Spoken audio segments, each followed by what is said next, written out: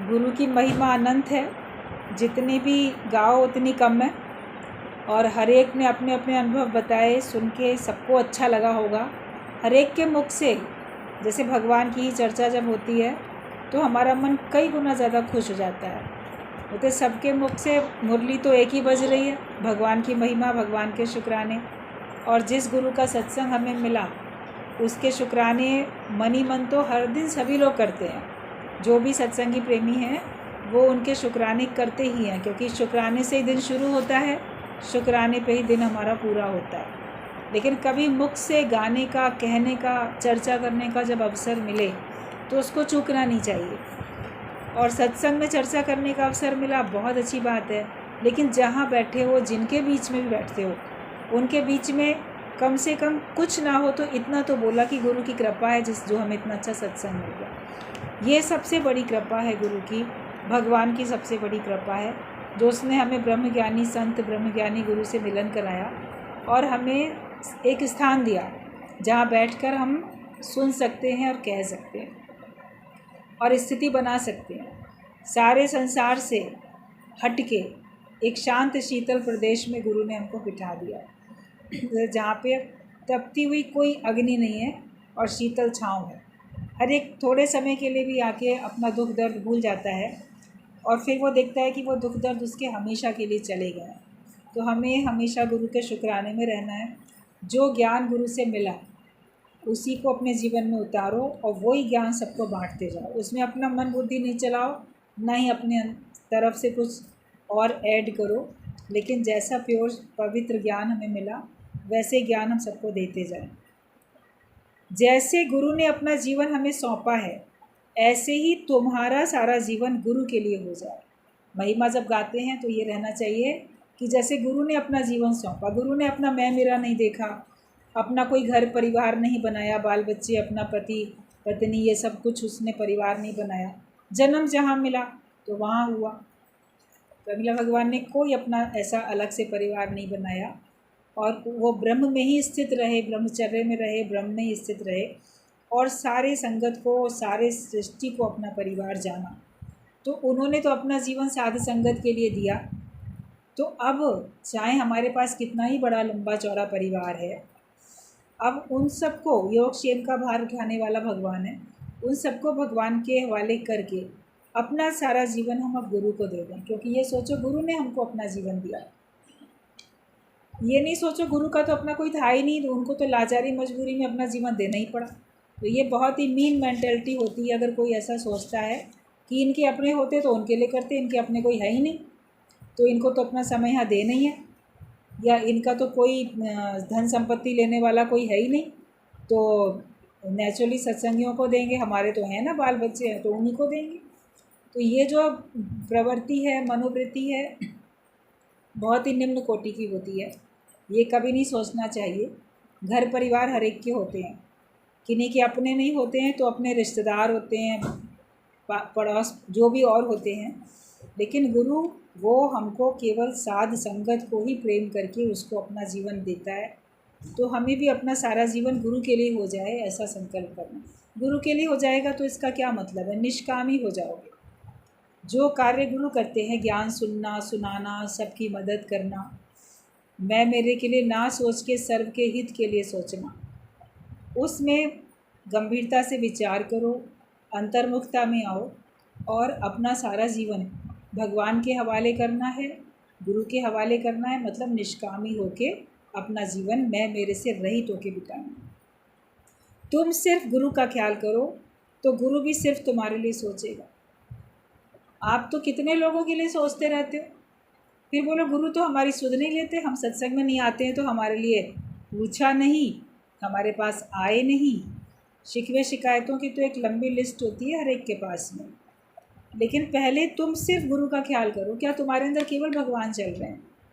अगर गुरु चलता है, भगवान चलते हैं तो वो भी तुम्हारा ख्याल करेंगे। अनायास ही गुरु गोविंद सिंह का घोड़ा मुड़ गया। एक भगवान का भक्त था, गुरु का भक्त था, जो कि बड़ी परेशानी में था, कष्ट में था और कोई गुरु के पास संदेश भेजने का कोई साधन भी नहीं था, लेकिन मन ही मन में वो केवल गुरु को याद कर रहा था। उसके पास कोई मैं मेरे को याद करने के लिए कुछ उसका नहीं था समय, वो केवल भगवान के गुरु की याद में था। तो गुरु गोबिंद सिंह अपने घोड़े पर बैठकर जा रहे होते हैं कहीं, तो देखे उनका घोड़ा दूसरी दिशा में मुड़ रहा है, बार बार ज़िद कर रहा है। तो वो बोले मुझे तो जाना दूसरी दिशा में, ये मेरा घोड़ा क्यों इस तरफ बार बार मुड़ रहा है चलने के लिए। तो आखिरकार वो ब्रह्मज्ञानी थे, गुरु थे वो, तो उन्होंने सोचा कोई कारण ज़रूर होगा, ये कुछ हमें इशारा कर रहा है, भगवान का कुछ इशारा है, ये क्यों उस तरफ ले जाना चाहता है, चलो चल के देख लेते। तो जिधर घोड़ा जाना चाहता था उन्होंने भी उसकी लगाम उधर ही ढीली कर दी कि चलो जहाँ ये घोड़ा चले, तो वो दूसरी दिशा में उधर चलने लगा। उस सड़क पे चलते चलते फिर गुरु ने देखा कि उनके एक शिष्य का, एक भक्त का घर पड़ा रास्ते में। तो उन्होंने सोचा कि चलो उसको भी मिलते चलते हैं, अब रास्ते में उसका घर पड़ ही गया है तो क्यों ना हम इसको मिल लें। तो घोड़ा उन्होंने रोका, घोड़ा रुक गया। अंदर गए तो वो शिष्य इतना खुश हो गया, बोला मैं कितना आपको हृदय से याद कर रहा था, कैसे आपने मुझे दर्शन दे दिए, बहुत खुश हुआ। और सारी उसकी जो बात थी गुरु ने सुनी, समझी, प्रेम से उसका निवारण किया और वो भी खुश हुआ, गुरु भी खुश हुए। थोड़ी देर बैठ के फिर गुरु चलने लगे, बोले हमें तो कहीं और भी जाना है, चलो तुमसे मिलके अच्छा लगा, और अब जब कभी भी तुम्हें ऐसी परेशानी में तुम थे, जब कभी तुम्हें ऐसी परेशानी आई तो तुम हमें संदेश भेज देना, हम आ जाएंगे, किसी के हाथ संदेश भेज देना, हम आ जाएंगे।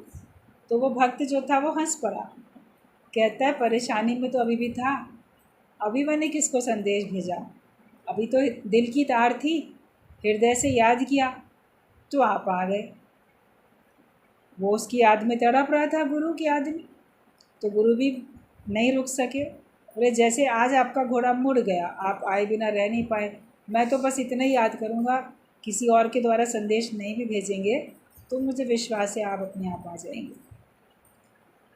तो इसके बारे में यही बात बताई जाती है कि जो केवल गुरु का ख्याल करता है, केवल गुरु को याद करता है, तो गुरु को भी उसकी याद आती है और वो भी चले आते हैं, या किसी को भेजेंगे या खुद आएंगे। शरीर रूपी घोड़ा उनका भी मुड़ जाता है, मन उनका भी उसी को याद करने लगता है। लेकिन हम अपने मैं मेरे को याद करते रहते हैं, इसको याद किया, उसको याद किया। हमारे लिए पूरा संसार है, कहने को तो बोलेंगे नहीं नहीं हमारे लिए केवल आप हो और आपके लिए बहुत है, हकीकत में आप लोग के लिए बहुत है और गुरु के लिए केवल एक भक्त है, उसका एक भगवान है, एक भक्त है, और तो कोई है ही नहीं। तो हम केवल गुरु का ख्याल करें। जो अंदर हर समय चिंतन चलता रहता है ना, बाल बच्चे कैसे सुखी होंगे, घर कैसे चलेगा, ये कैसे होगा, वो अच्छा हो जाए, जो भी सारा दिन आपके अंदर विचार चलते हैं, किस किस को याद करते हो, किस किस के बारे में चिंता करते हो, उनमें दिन भर में कभी भी गुरु को याद करते हो क्या? वो तो सत्संग के समय उनकी वाणी सुनने को मिल ही जाएगी, या जिनसे सुनते हो उनके तो दर्शन हो ही जाएंगे, अंदर से याद तो नहीं करते ना आप।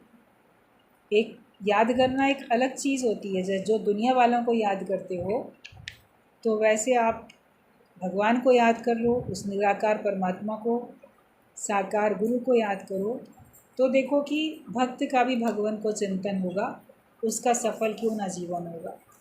तो तुम सिर्फ गुरु का ख्याल करो तो गुरु भी सिर्फ तुम्हारे लिए सोचेगा। आप ही खेल बनाया, आप ही खेलनहार, खेल संकोचे तो आप ही हो। सारी अपनी सृष्टि को समेटो तो तुम ही अकेले बचोगे। ये सारा खेल हमने खुद बनाया, मैं बना के मेरे का दायरा बना लिया, ये मेरा, ये मेरा, ये मेरा। लेकिन फिर सबको समेट दो तो केवल मैं बचेगा, मेरा नहीं बचेगा, फिर वो मैं भी परमात्मा में लीन हो जाएगा कि अब कुछ बचा ही नहीं, अब तो बस भगवान आप ही आप बच गए, या केवल मैं ही मैं बच गया हूँ। तो अपनी सारी सृष्टि को समेटो तो तुम ही अकेले बचोगे। अज्ञान के कारण तुम्हें जगत सच लगता है, जैसे सपना कल्पत है ऐसे ही जगत भी कल्पत है, मतलब कल्पना में है। गहरी नींद में तुम सिर्फ अपने को याद रखते हो, जगत को नहीं, क्योंकि तुम ही सत्य हो, जगत झूठ है, जगत मिथ्या है।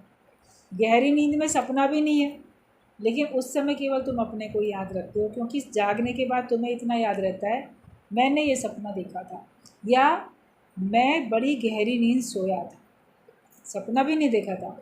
आप सवेरे उठ के बोलोगे कल रात ना बहुत गहरी नींद सोए, बड़े अच्छे से सोए, तो किसने जाना कि तुमको गहरी नींद आई?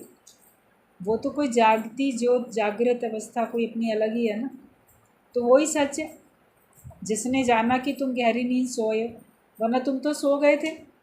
तो तुमको कैसे पता चला सोते में कि मैं सो रहा हूँ या गहरी नींद सो रहा हूँ? कोई तो जाग रहा होगा जो जिसने ये जाना होगा कि तुम गहरी नींद सो रहे हो।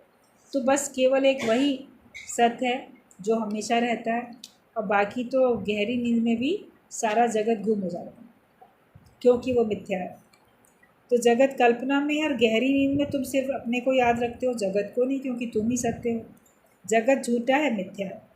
जो तुमने बनाया था वो तुम ही लय कर सकते हो। तुमने अपना जगत बनाया, तुम उसको लय कर सकते हो।